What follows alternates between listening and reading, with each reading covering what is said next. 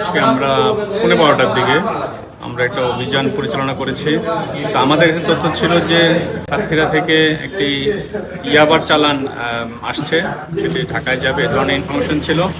তো সেই সংবাদের ভিত্তিতে আমরা কোয়াবাজার এলাকায় আমাদের চেকপোস্টের কার্যক্রম চালু করি এবং সেখানে আমরা একজন মাদক ব্যবসায়ীকে আটক করি। তার ব্যাগে তার পিছে একটি ব্যাগ ছিল, ওই ব্যাগের মধ্যে তিন কাঠ মাল বলে। তো আমরা তাকে 3 কাঠ মাল সহ তাকে ধৃত করি এবং তার কাছ থেকে বিভিন্ন তথ্য পেয়েছি। সে এই মাল সাতক্ষীরা থেকে ঢাকায় নিয়ে যাবে, এই ধরনের তথ্য দিয়েছে।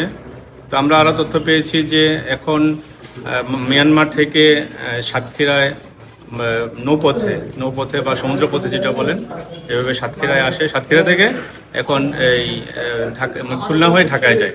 তো আমরা প্রতিমধ্যে তাকে ধরতে সক্ষম হয়েছি এবং আমাদের গণনা কাজ চলছে, এখনো পূর্ণাঙ্গ গণনা শেষ হয় নাই। তবে আমরা আশা করছি যে এখানে 3 কাঠ মাল যেহেতু 25,000 পিসের উপরে পাওয়া যাবে। তো আমরা পূর্ণাঙ্গ ফিগারটা, আপনার একটু ওয়েট করেন, আমরা পূর্ণাঙ্গ ফিগারটা বলতে পারবো। এবং আমরা ওর সঙ্গে কারা কারা বিজনেস করে সেই তথ্য আমরা পেয়েছি এবং আমাদের টিম এটা নিয়ে কাজ করছে। তার নাম হচ্ছে মিলন মাল, বয়স 38। তার বাড়ি হচ্ছে মুন্সিগঞ্জের লৌহজং থানায়। সে এর আগেও আপনার ইয়াবাসা ধরা পড়েছিল, সেটা এর আগে কুমিল্লাতে ধরা পড়েছিল। কয়টা মামলা আছে তার? এর আগে সে একটা মামলা খেয়েছে, বাট সে ইয়াবাসা আগে ধরা গিয়েছিল, এই ধরনের তথ্য।